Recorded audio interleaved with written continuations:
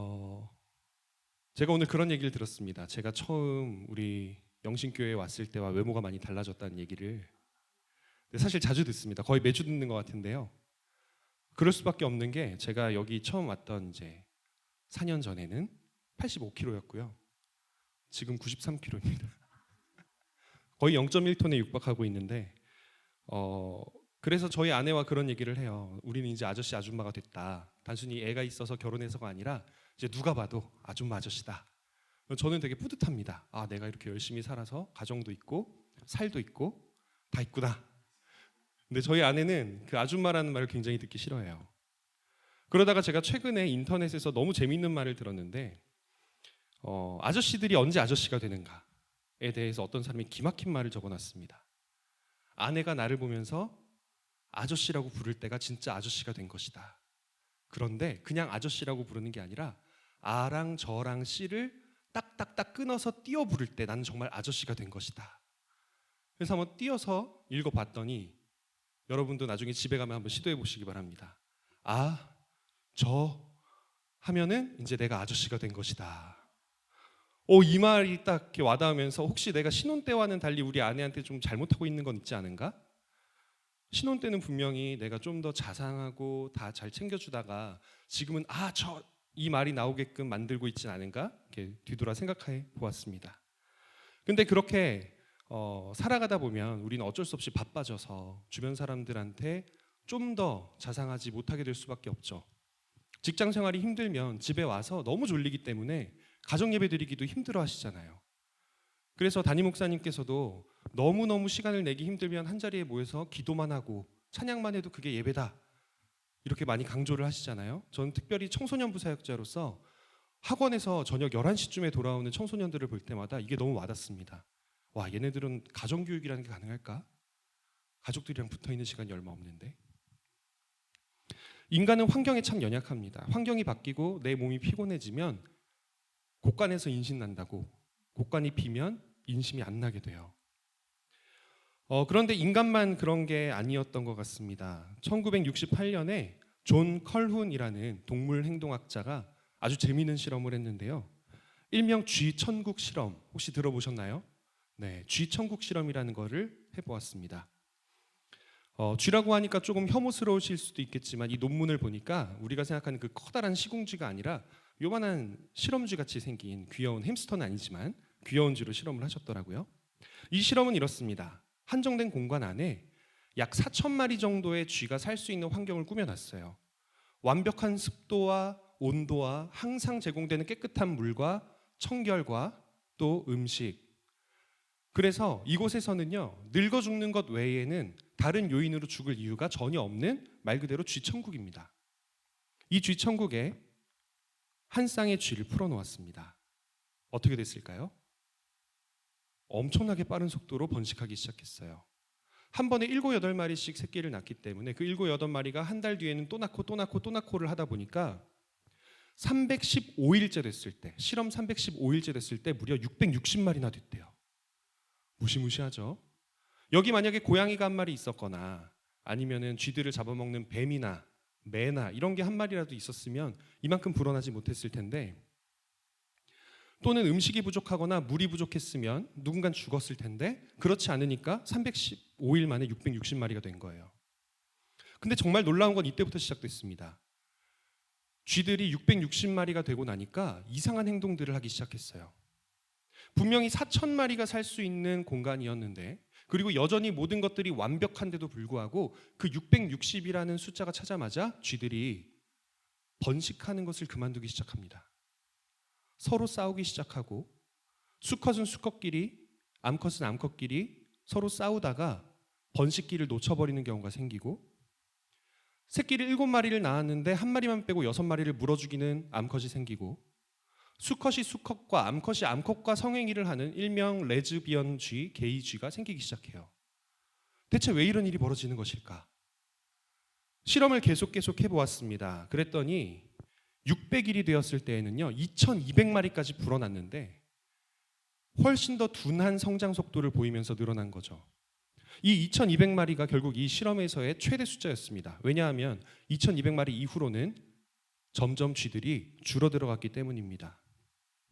4,000마리가 살 수 있는 공간 안에 2,200마리면 여전히 1,800마리는 더 늘어날 수 있는데도 불구하고 쥐들은 여전히 번식하기보다 서로 경쟁하고 서로 싸우고 이상한 행동들을 하기 시작합니다. 더 나아가서 어떤 쥐들은 번식 또는 털 고르기에는 전혀 관심이 없고 다른 쥐들을 찾아 돌아다니면서 죽이는 데에만 관심이 있는 연쇄살인쥐가 생겨났대요. 연쇄살서쥐죠. 결국 이 실험은 5년 후에 쥐들이 전멸함으로써 끝나버렸습니다. 그래서 이 존 커룬이라는 동물 행동학자는 이런 결론에 이르러요. 포유동물의 하나인 쥐에게는 한정된 공간 안에서 자신들의 수가, 개체 수가 지나치게 높아지면 이상한 행동을 하는 성향이 있다. 그리고 그 이상한 성향은 이후에 이들의 수가 줄어들어서 예전처럼 다시 한번 번성할 수 있는 충분히 적은 수가 돼도 뒤집어지지 않고 멸종에 이르게 된다. 이 실험은 다른 동물들을 통해서는 더 이상 반복이 되지 못했습니다. 왜냐하면 윤리적으로 큰 문제가 있었거든요. 뭐 쥐를 통해서 암 실험도 할 수 있고 여러 가지 실험들을 할 수 있지만 쥐들이 서로를 죽이고 시체를 밟고 또 새끼를 죽이는 이런 실험들을 도저히 할 수가 없었기 때문에 이 종류의 실험은 여기서 끝났어요. 그런데 참 놀랍게도요. 비슷한 일이 인간 세상에서 그로부터 40년 후에 생겨나기 시작합니다. 인구 밀도가 지나치게 높아지자 사람들이 더 이상 결혼하지 못하고 아이를 낳지 못하는 일들이 벌어져요. 왜? 경쟁이 심화되었으니까.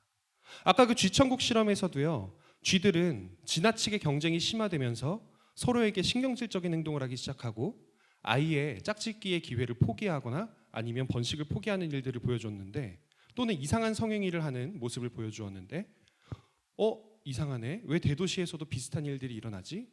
하는 의문들을 학자들이 갖기 시작한 것이죠. 물론 여기에는 윤리적인 문제가 있기 때문에 그 어떤 임상실험도 불가능합니다. 하지만 서울대 인구학자인 조영태 교수님이라고 우리나라에서 최고로 인구학의 권위자이신 분은요. 인구 미래 공존 등 그분이 쓰신 책에서 우리나라의 초저출산 이유가 여기에 있다라고 이야기를 해요. 지나친 인구 밀도 그리고 지나친 서울 중심의 주거 환경. 2022년 아직까지 다 끝나지 않았지만 올해 출산율 예상은 0.75입니다. 2명이 결혼하면 0.75명이 태어나는 거죠. 2015년에 한국인의 종교라는 통계에서 보면 약 10년 동안 그러니까 2005년부터 2015년까지 10년 동안 교회 학교 인구 수가 31%가 줄어요. 31%가. 그런데 그 사이에 정확하게 학령 인구 수가 31%가 줄어듭니다. 아주 자연스럽게 교회 학교도 그리고 이 나라도 한 세대의 3분의 1로 줄어들고 있는 급심한 저출산을 경험하고 있는 것이죠. 여기에 조영태 교수는 지나친 수도권 집중화를 막고 지방에 있는 거점 도시들을 살려서 사람들이 여러 곳에서 퍼져 살 수 있도록 해야 한다라고 이야기를 해요. 그래야 서울에 있는 학교를 가야 돼. 서울에 있는 직장을 얻어야 돼. 서울에 있는 집을 얻어야 돼. 서울에 살아야 돼. 서울에 있는 문화를 누려야 돼라는 생각을 사람들이 멈추게 되기 때문이죠. 실제로 우리는 성경에서 비슷한 예를 하나 찾아볼 수 있습니다. 물론 이 예에서는요. 어떻게 보면 해피엔딩으로 끝나요. 하나님이 개입하셨기 때문에. 창세기 11장을 보면 바벨탑 사건이 있습니다. 바벨탑에서도 신할 평지의 사람들이 거대한 탑을 쌓아서 그곳에서 함께 모여 살며 흩어지지 않고 자신의 이름을 내려고 노력을 했습니다.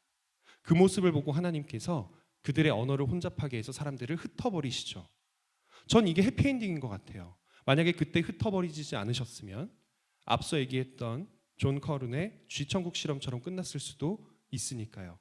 우리를 창조하셨고 우리를 가장 잘 알고 계신 하나님께서는 결국 우리를 포유동물 중에 하나이자 영장류로 창조하신 하나님, 흙으로 났으니 흙으로 돌아갈 것이라고 말씀하신 그 하나님께서는 우리 인간이라는 피조물이 가지고 있는 특성을 잘 알고 계셨던 거고 그렇기 때문에 우리가 땅 위에 충만하고 번성하고 땅을 정복하기를 더욱더 바라셨던 것이죠. 우리나라는 그렇습니다. 지나치게 모든 사람들을 한 줄로 세워놓고 있습니다. 특히나 지금의 청년들이나 청소년들은요. 아주 극심한 스트레스 속에서 살아갑니다. 내가 내 등수에 따라서 내 가치가 매겨지고 무려 8살 때부터 20살 때까지 공교육을 받으면서 단 한 번도 등수가 낮은데 칭찬을 받아본 적이 없거든요. 내 등수가 낮으면 나는 평균보다 못한 사람이구나, 나는 도태되어야 하는 사람이구나라고 느껴왔거든요. 심지어 도덕이나 윤리와 같은 가치관과 직결되어 있는 과목을 배울 때에도 그 점수는 경쟁을 통해서 정해지거든요. 뭘 배우겠습니까? 8살부터 20살까지 매일매일 일주일에 5일씩 가서 학교에서 배우는 걸 모두 경쟁으로 배우는 아이들이요. 세상 안에서 이기려는 사람들이 되지 않기 위해 노력해야 하는 이유가 여기에 있습니다. 오늘의 설교 제목인데요. 함께 읽어주시겠습니까? 세상 안에서 이기는 사람과 세상을 이기는 사람. 저는 저와 여러분이 모두 세상을 이기는 사람이 될 수 있기를 원합니다. 더불어 우리 영신교회 다음 세대가 세상을 이기는 사람이 될 수 있기를 원합니다. 세상 안에서 이기려는 사람들이 있습니다. 한 줄 섰으니까 이 줄에서 내가 맨 위에 있어야지, 맨 앞에 있어야지라고 여기는 사람들이 있습니다. 이 사람들은요, 그 줄이 유지되기를 바래요. 왜냐? 난 이 줄 안에서 저 앞으로 갈 거니까. 다른 사람들 다 뒤로 제끼고, 다른 사람들 다 내 발밑에 세우고 위로 올라갈 거니까. 그리고 나서 그 줄 진짜 앞으로 가게 되면 그때부터는 혹시라도 이 줄이 부서지지는 않을까 두려워합니다. 내가 여태까지 쌓았던 것들이 모두 헛수고가 될 테니까요.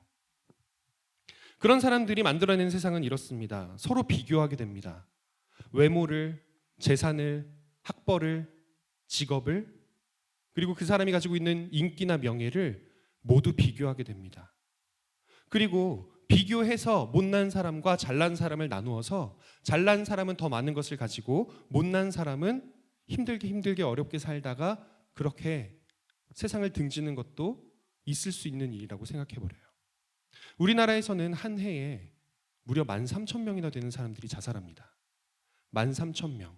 전 세계에서 자살률이 제일 높고 출산율이 제일 낮은 국가인 우리나라에서 이 13,000명이 얼마나 큰 크기인지 한번 생각해 보세요. 여러분, 1,000명짜리 교회 얼마나 큰 교회입니까? 그죠? 1,000명짜리 교회. 근데 그 1,000명짜리 교회가 13개가 한꺼번에 사라진다고 생각해 보세요. 13,000명이면 얼마나 큰 동입니까? 그 동이 어느 날 갑자기 질병 때문에 한꺼번에 사람들이 몰살당한다고 생각해 보십시오. 정말 끔찍한 일이 아닐 수 없습니다. 그런데 사람들은요, 끊임없이 비교하기를 멈추지 않습니다. 왜냐하면 나 하나가 무슨 목소리를 내봤자 이 세상이 변하지 않을 거라는 무기력에 빠져 있기 때문에. 그래서 참 안타깝지만 우리는 우리 자녀들에게 살아남기 위해서는 너도 이 줄에 앞으로 가야 된다, 이 피라미드의 위로 가야 된다라고 먼저 가르칠 수밖에 없어요. 이게 참 안타까운 점입니다. 그런데 그렇게 비교하던 세상은요, 그냥 비교만 하고 끝나는 것이 아니라 사람들을 한 줄로 세워놓고 그 사이에서 계층을 나눈 뒤에 서로 갈등하게 만듭니다. 왜냐하면 내가 남들보다 못하면 난 더 이상 살 수가 없거든요. 우스갯소리 같지만 교회에선 이런 얘기가 있어요. 교회 청년부에서 어떤 사람들이 서로 연애를 하다가 헤어지잖아요. 그러면은 둘 중 한 명은 교회를 떠나야 된대요. 되게 마음 아프죠. 왜 그럴까요? 서로가 서로를 이제 원수처럼 여기니까. 그런데 그런 경우에 이 사람이 만약 근처에 있는 다른 교회 또는 그 교회 공동체 내에서도 다른 예배나 다른 공동체에 속할 수 있다면 교회를 안 떠나겠죠. 신앙생활을 계속 유지해 나가겠죠. 근데 우리나라에서는 그렇지가 못했던 거예요. 사람들이 서울에 있는 직장, 서울에 있는 대학, 서울에 있는 좋은 집을 얻는다 외에 수도권 또는 실패한 인생이라고 생각해버리니까요. 그래서 갈등하기 시작합니다. 지역 갈등, 빈부 갈등, 정치 갈등, 직장에서의 갈등. 왜냐하면 직장 동료가 아니라 경쟁 상대거든요. 학교에서도 내 친구들이 단순한 친구가 아니라 저 친구보다 내가 한 등수는 높아야 할 경쟁 상대였듯, 직장에서도 다음번 승진 때 내가 안 잘리려면 내 동료와 경쟁을 해야만 하거든요. 그렇게 만들어진 갈등하는 세상에서는요, 끊임없이 다른 갈등해야 되는 이유들을 찾아냅니다. 왜냐하면 사람들은 이미 갈등이 자신의 삶의 방식이 되어버렸기 때문에. 남녀 갈등, 인종 갈등, 문화적 갈등, 종교 갈등, 이 모든 갈등들이 내 걸 취하기 위한 당연한 방식이라고 8살 때부터 배워오기 때문에요. 세상 안에서 이기려는 사람들은 그래서 사람들을 바라보지 못합니다. 세상을 바라보고 나를 바라봅니다. 세상 안에서 이겨야 한다라고 믿는 사람들은 세상이 잘못되었어 라고 외치는 사람들에게 그렇게 외칠 시간에 네가 공부를 더 많이 해서 이 세상에서 앞자리에 서봐라고 이야기를 해요. 결국 그 자리에 누가 가든 누군가는 또 꼴찌가 되어야 하는데 말이죠. 더 나아가서 그리스도인들에게는요, 이 세상 안에서 이기려는 사람들이 만들어낸 세상은 안식이 없는 세상이 됩니다. 안식일이 없어지기 시작합니다. 청소년부에서 사역을 하면서 제일 마음이 아플 때가 시험 기간 5주 전부터예요. 왜냐하면 시험 기간 5주 전부터는 학원 특강이 시작을 하거든요. 학원 특강이 시작되면 아이들이 교회에 잘 안 옵니다. 온라인 예배를 드리던 학생들도 온라인 예배에 출석을 안 해요. 왜냐하면 학원 특강이 보통 오전 10시에서 오후 6시 정도에 있거든요. 그 시간에 참여하지 않으면 남들보다 8시간을 덜 공부하는 거고, 그러니까 나는 이 한 줄에서 뒤로 밀려나게 되겠죠. 거기에 대한 불안이 있기 때문에 안식이 없습니다. 월요일부터 금요일까지 학교 가고 학원 갔다가 토요일에도 학원 가고 주일에도 학원 특강을 가고, 그런 다음 월요일날 시험을 치고, 그러다가 시험 끝났다 하고는 3주 4주 정도 교회에 오다가 보면 다시 한번 그 다음번 시험의 5주 전이 도래하죠. 안식일을 잃은 학생들은요, 신앙적인 사고가 정지됩니다. 안식일은 어떤 날입니까? 그리고 주일은 그 안식일의 정신을 이제 지키고 있는 안식 후 첫날인 주일은 어떠한 날입니까? 우리가 하나님 앞에 서서 하나님 안에서의 순수한 나를 발견하는 날이잖아요. 과거에 안식일을 지켰던 사람들은 그 안식일에 노동을 하지 않기 위해서 그 전날 먹어야 할 모든 것들을 준비해 두었습니다. 안식일만큼은 그 누구도 일을 시킬 수가 없었습니다. 그날은 가정주부도 음식을 하지 않습니다. 주인도 종에게 명령을 하지 않고 노예도 노동을 하지 않아요.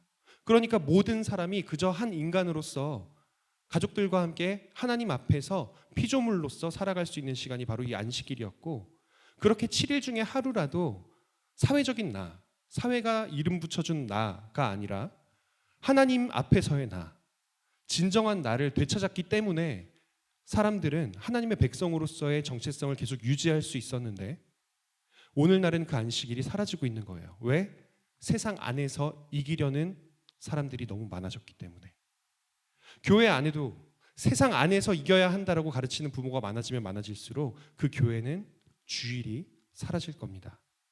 주일을 잃은 아이들은 세상에 휩쓸려 세상을 이기기는커녕 세상에 휩쓸려서 아무런 힘 없이 쓸려다니는 삶을 살게 되겠죠. 그럼에도 불구하고 저는 우리 인간에게 희망이 있다고 생각합니다. 왜냐하면 우리는 하나님의 형상이니까요. 우리를 창조하신 하나님이 우리를 하나님의 형상으로 만들었다는 건 창조자이신 하나님의 형상으로 만들으셨다는 겁니다. 우리 안에는 세상을 새롭게 창조할 수 있는 욕구와 능력이 있습니다. 우리 안에는요, 하나님의 영이신 성령님이 계십니다. 성령님께서는 우리를 통해 이 땅을 다스리기를 원하십니다. 창세기 1장 28절에서 얘기하잖아요. 생육하고 번성하라, 땅에 충만하라, 땅을 정복하라, 그리고 있는 모든 생물들을 다스리라고. 하나님께서는 이 세상을 다스리라고 우리를 만드셨기 때문에 우리 안에 계신 성령님께서는 지금 이 땅이, 이 나라가 하나님의 질서에서 벗어나 있다면 우리를 통해 그것을 바로잡고자 하시는 분이십니다. 제가 이런 이야기를 청소년들에게 하면 청소년들은요, 대부분 아무런 감이 없어요. 아직 사회생활을 안 해봤기 때문에 예쁜 말이다, 아름다운 말이다, 맞아, 저렇게 살아야지. 근데 사회생활을 해보신 분들은 아실 거예요. 영업사원으로 문 두드려 보신 분들은 아실 거예요. 우리가 얼마나 연약한 존재인지. 한 명이 어떻게 회사를 바꿔요? 한 명이 어떻게 세상을 바꿔요? 그럼에도 불구하고 하나님은 우리를 선택하셨습니다. 구약 성서를 보면요, 하나님께서 족장들, 아브라함이라든지 이삭이라든지 이런 사람들을 통해서 다스리실 때에는 그 사람들에게 다가가서 말씀을 하십니다. 구약 성서에서 하나님이 왕들을 통해 다스리실 때는요, 왕의 머리에 기름을 붓습니다. 하나님의 영이 그 안에 머문다는 표식이죠. 하나님께서 사사들을 통해서 세상을 다스리실 때는요, 사사들에게 기름을 붓고 사사들에게 하나님의 영을 부어주셨어요. 그런데 지금은 어떤 시대입니까? 하나님께서 만민에게 하나님의 영을 부어주리니라고 약속하신 그 시대가 아닙니까? 저와 여러분은 모두 성령의 전이 아닙니까?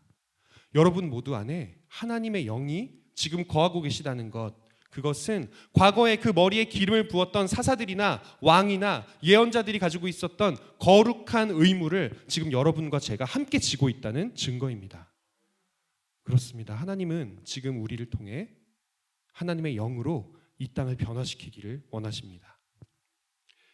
이제는 긍정적인 면들을 보려고 합니다. 세상 안에서 이기려고 했던 사람들 때문에 생긴 부작용들 말고 세상을 이기려 하는 사람들이 어떤 마음으로 살아가는지 살펴보려고 합니다. 우리 먼저 오늘의 본문이었던 요한일서 5장 3에서 4절을 한 번 더 한 목소리로 읽어보았으면 좋겠습니다. 하나님을 사랑하는 것은 이것이니 우리가 그의 계명들을 지키는 것이라. 그의 계명들은 무거운 것이 아니로다. 무릇 하나님께로부터 난 자마다 세상을 이기느니라. 세상을 이기는 승리는 이것이니 우리의 믿음이니라. 아멘. 하나님의 계명은요, 구약성서 시절에는 너무나 복잡하고 어려웠습니다. 이렇게 살아야만 온전한 삶이다라는 하나님의 그 계명을 다 지킬 수 있는 사람은 없었기 때문에 의인은 하나도 없다라고 선포된 것이죠. 그나마 잘 지켰던 경건주의자들인 바리새인들이나 율법학자들도 그들의 삶을 온전하게 만들 수는 없었습니다. 그런데 이제 새 시대가 열렸습니다. 예수님께서 오셨고 예수님께서 우리의 모든 죄를 대신하여 주심으로써 우리는 율법의 조문에 얽힌 하나님의 계명이 아니라 새 계명, 우리의 마음에 부드럽게 적힌 그 계명을 따르게 되었는데, 그 계명은 곧 서로 사랑하라. 내가 너희를 사랑한 것 같이 서로 사랑하라는 말씀이셨죠. 세상을 이기는 사람들은요, 먼저 이 계명에서 출발합니다. 우리가 예수님으로 인해 구원을 받았다라는 사실 때문에 우리가 이 세상의 것들을 움켜줘야만 구원을 받는 게 아니라, 이 세상의 것들을 쌓고 남들을 이겨야만 구원을 받는 게 아니라, 예수님을 통해서 이미 구원을 받았고 예수님을 통해서 이 세상을 이기신 분과 하나가 되어 세상을 이길 수 있다는 것을 믿기 때문에 하나님의 계명을 지키는 것이 그 사람의 첫 번째 목적이 됩니다. 세상 안에서 여전히 이기려는 사람들은 그 삶의 목적이 세상 안에 있기 때문에 이 세상만을 바라보지 하늘을 바라보지 못할 때, 우리가 하나님으로부터 출발했고 예수님으로부터 구원받았다라는 걸 믿는 사람들은 하늘의 것을 바라보기 때문에 하늘의 것을 추구하며 세상을 긍휼히 여길 수 있는 마음을 갖습니다. 세상을 이기는 사람들은요, 하나님의 계명을 지킵니다. 예수님을 믿습니다. 복음을 전합니다. 그런데 우리의 삶이 그러하다고 해서 거기서 만족한다면 우리는 이 다음 세대에 줄 수 있는 유산들을 잃게 될 것입니다.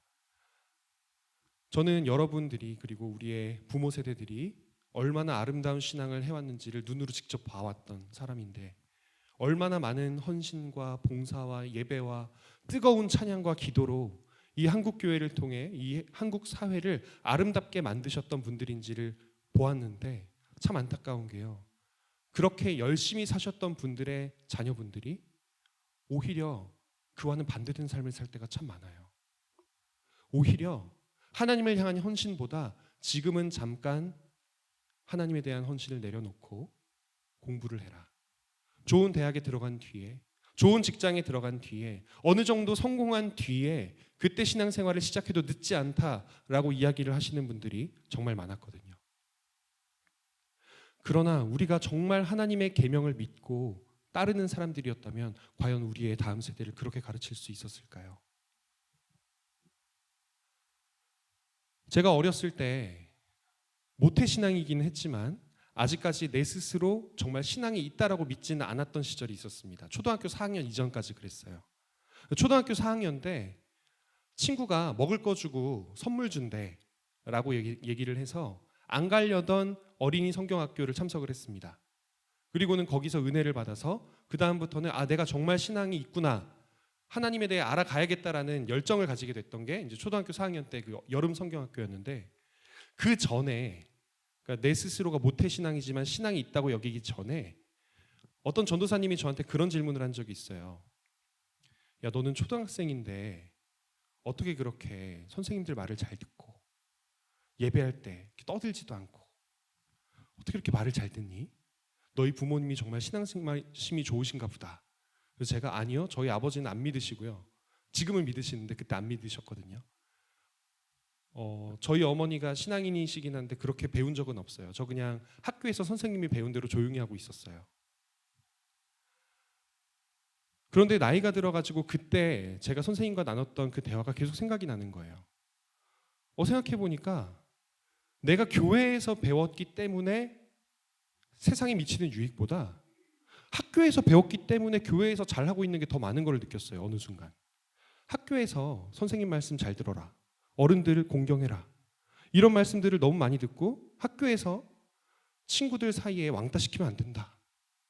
너희는 친구들과 친하게 지내야 된다. 이런 말을 들었기 때문에 교회에 있는 친구들이랑도 그렇게 지냈지. 교회에서 참 안타까운 얘기고 제 모교회에는 정말 미안한 얘기지만 교회에서 그런 얘기를 들었기 때문에 학교에서 그렇게 살았던 적이 거의 없었어요.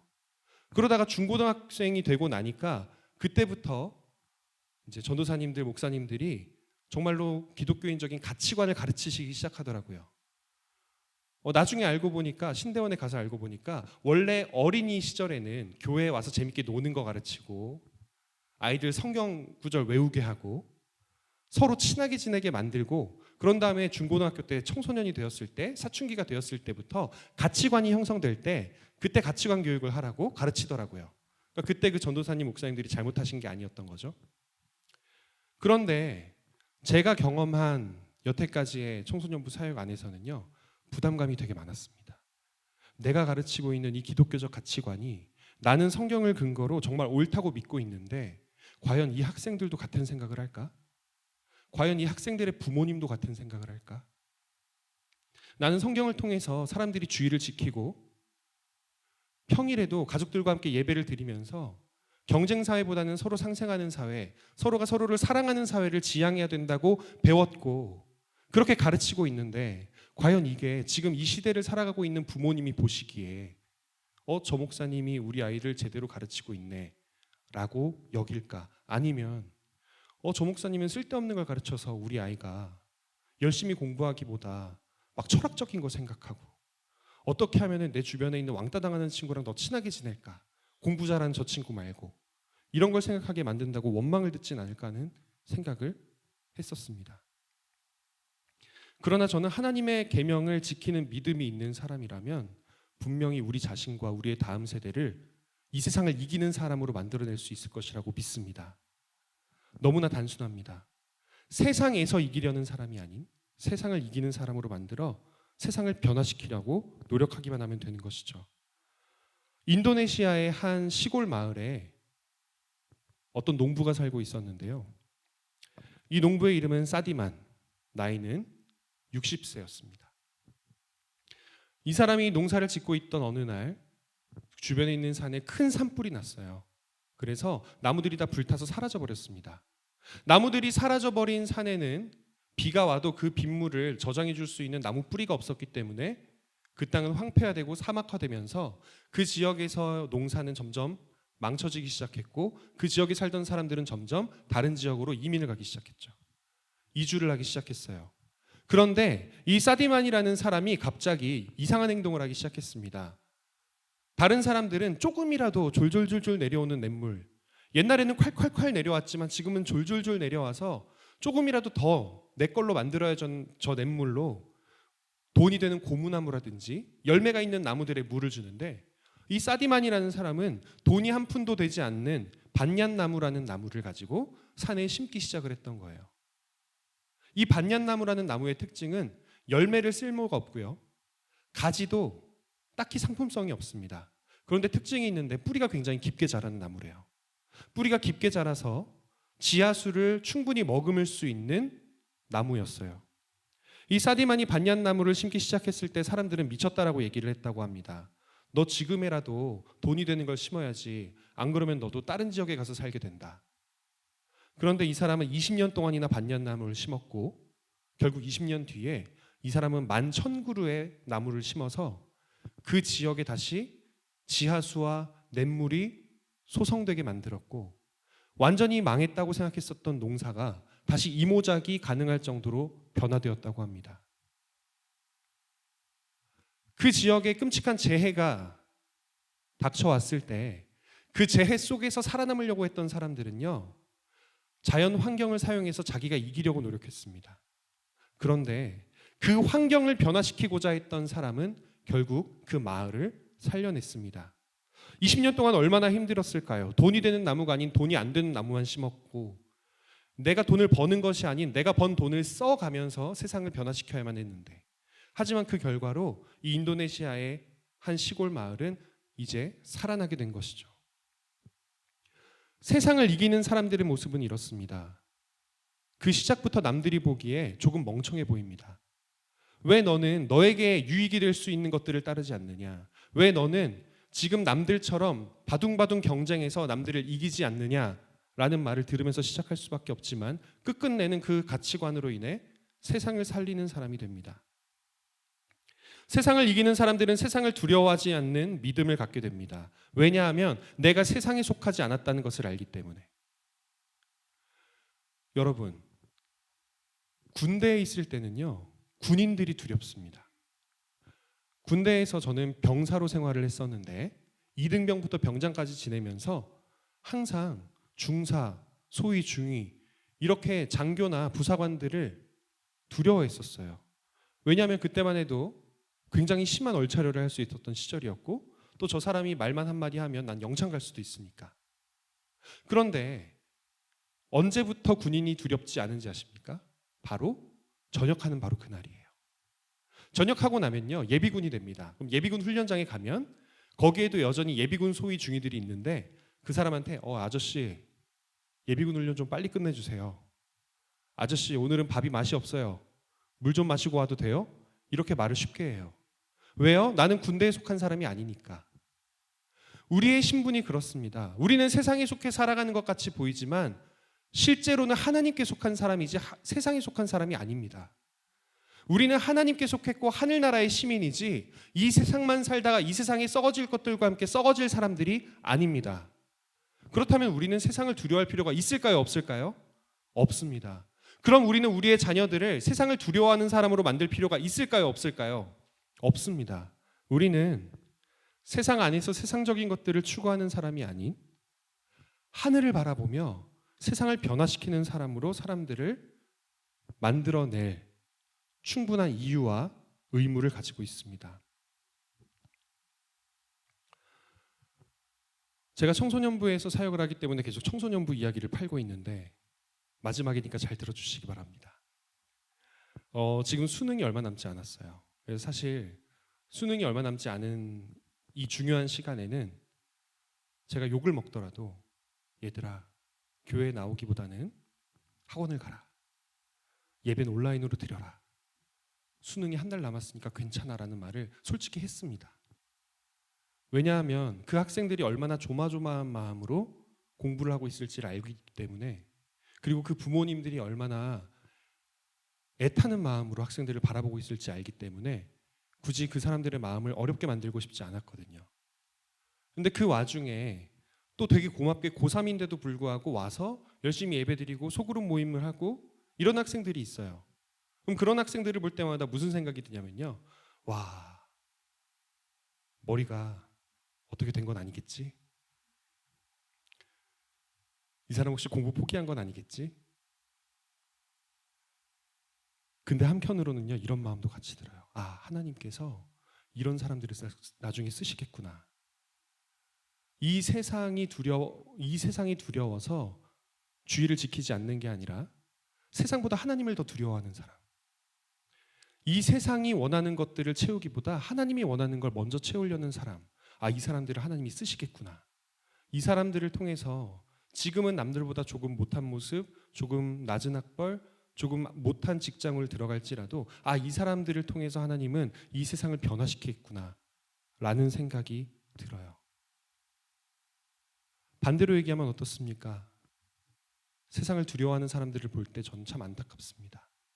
얘들아, 너의 삶이 학벌로만 좌지우지 되는 게 아니야. 너희의 삶이 직장으로만 좌지우지 되는 게 아니야. 너의 삶을 붙잡고 계신 분은 분명 하나님이야 라는 말을 자신 있게 하고 싶은데, 근데 그러지 못하는 현실과 용기 없는 제가 참 안타까울 때가 많습니다. 그래서 이렇게 설교를 하는 자리에서만이라도 자신 있게 선포해 보려고 합니다. 요한 1서 오늘의 본문이었던 5장 말고 4장에 4절부터 6절에 이런 말씀이 있는데요. 제가 봉독해 드리도록 하겠습니다. 요한 1서 4장 4절에서 6절입니다. 자녀들아, 너희는 하나님께 속하였고 또 그들을 이기었나니 이는 너희 안에 계신 이가 세상에 있는 자보다 크심이라. 그들은 세상에 속한 고로 세상에 속한 말을 하매 세상이 그들의 말을 듣느니라. 우리는 하나님께 속하였으니 하나님을 아는 자는 우리의 말을 듣고 하나님께 속하지 아니한 자는 우리의 말을 듣지 아니하느니 진리의 영과 미혹의 영을 이로써 아느니라. 세상에 속한 사람들은 끊임없이 사람들을 유혹합니다. 야, 너 오늘 주일이라고 교회 갈 거야? 오늘 이 학원 특강 빠지면 너 이번에 시험 망쳐. 그럼 너 나중에 좋은 학교 못 가. 마찬가지로 야, 너 지금 신입생인데 주일에 MT 하는데 여기 와야지. 학교에서 사람들이랑 친해져야 학교 생활을 편하게 할 수 있어. 더 나아가서 직장 생활을 할 때도 마찬가지죠. 사회초년생들에게도 우리에게는요, 주의를 지키지 못하게 만들 만한 수많은 환경들이 있는데 그런 환경 속에서 우리는 세상에 속한 고로 세상에 속한 말을 하는 그들의 말을 들어야 할 때가 너무 많습니다. 그런데 그럴 때 우리가 만약 거기에 반기를 들면 어떻게 될까요? 우리가 만약에 아니에요 선생님, 저는 교회 갈 거예요. 아니에요 선배, 미안하지만 MT 안 가고 나는 교회 갈 거예요. 아, 정말 죄송합니다 부장님, 제가 주일에 예배를 드리고 와서 야근을 하겠습니다 라고 이야기를 하면 분명히 세상에서는 불이익을 얻을 겁니다. 하지만 전 믿습니다. 하나님이 세상을 이기신 분이라는 걸. 그리고 과감히 하나님을 따르는 선택을 한 모든 사람들과 하나님께서는 반드시 함께 하시리라는 사실을 믿습니다. 그래서 평소에는 용기가 없는 저지만 설교라는 지금만큼은 이렇게 용기를 내어 선포해 보겠습니다. 하나님이 세상을 이겼고 하나님과 함께하는 사람은 반드시 세상을 이길 것입니다. 결국 우리는 세상에 속하거나 하나님께 속하거나 둘 중 하나밖에는 할 수가 없는 존재들입니다. 우리는 천국에 가거나 지옥에 가거나 둘 중 하나밖에는 맞이할 수 없는 존재들입니다. 마태복음 6장 24절에 하나님과 재물을 겸하여 섬기지 못한다고 했습니다.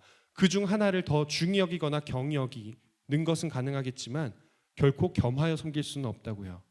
우리는 물론 이 세상 안에서 사람들과의 경쟁을 통해 이기는 것도 중요하다고 배울 수밖에 없어요. 이 세상은 죄로 가득하고 이미 망가져 있고, 그리고 우리는 우리의 노력을 통해서 무언가를 성취해야만 우리의 능력을 확신할 수 있고, 또 우리가 좋은 직장에 들어가 많은 돈을 벌어야만 그것으로 더 많은 봉헌도 하고 더 많은 봉사도 할 수 있으니까요. 하지만 그 모든 것들이 그저 세상 안에서 세상 사는 사람들을 이기기 위한 노력이라면 그건 이미 진 겁니다. 이제부터는 똑같은 노력이라도 이 세상을 이기기 위해서 했으면 좋겠습니다. 그리고 그것이 어떤 것을 의미하는지에 대해서 일주일 168시간 중에 딱 한두 시간밖에 안 되는 주일 예배와 교육에 여러분들의 자녀와 또 여러분들의 손주들을 보내주셨으면 좋겠습니다. 하나님께서는 분명히 우리 영신교회 다음 세대를 통하여 세상 안에서 이기는 사람들이 가득한 세상을 이기는 사람으로 가득한 세상, 그래서 모두가 다 하나님 안에서 평안을 누리는 세상으로 만드실 것을 굳게 믿습니다. 아멘. 기도하도록 하겠습니다. 하나님 아버지, 하나님께서 저희를 사랑하여 주시는 것처럼 저희도 서로 사랑하며 살아가겠습니다. 이 세상이 너희는 서로 사랑하며 살아가는 것이 아니라 경쟁하며 살아야 된다고, 너희가 지면 너희가 원하던 모든 것들을 잃어버리게 될 뿐이라고 얘기를 할 때, 하나님, 저희는 과감히 그렇지 않다고 외치고 이 세상을 이기신 예수님의 계명처럼 서로 사랑하며 살아야 된다고 외치겠습니다. 주님, 능력이 있는 자가 많은 것들을 얻고 능력이 없는 사람은 도태되는 것이 당연한 세상에서 그렇지 않고 모든 이들은 하나님의 형상이며 존귀하고 우리는 그 세상을 변화시켜야 한다고 외치며 살아가겠습니다. 주님, 우리의 외침 가운데, 우리의 선포 가운데, 우리의 고백 가운데 주님의 능력을 보여주시옵소서. 저희의 믿음이 부족합니다. 저희는 하나님의 말씀을 믿으면서도 정말 그렇게 될지 반신반의할 수밖에 없는 연약한 존재들입니다. 주님, 저희를 불쌍히 여겨주시고 저희의 믿음 없음을 도와주시옵소서. 또한 저희가 겨자씨만한 믿음이라도 가지고 이 세상이 아닌 하나님을 더 두려워하는 마음으로 이 세상의 것이 아닌 하나님의 나라의 것을 선택하였을 때 하나님께서 훨씬 더 많은 복으로 저희의 삶을 채워주셔서 그 길이 참된 길이고 복된 길임을 저희를 통해 저희 주변 모든 사람들이 확신하게 하여 주시옵소서. 예수님의 이름으로 기도드립니다. 아멘.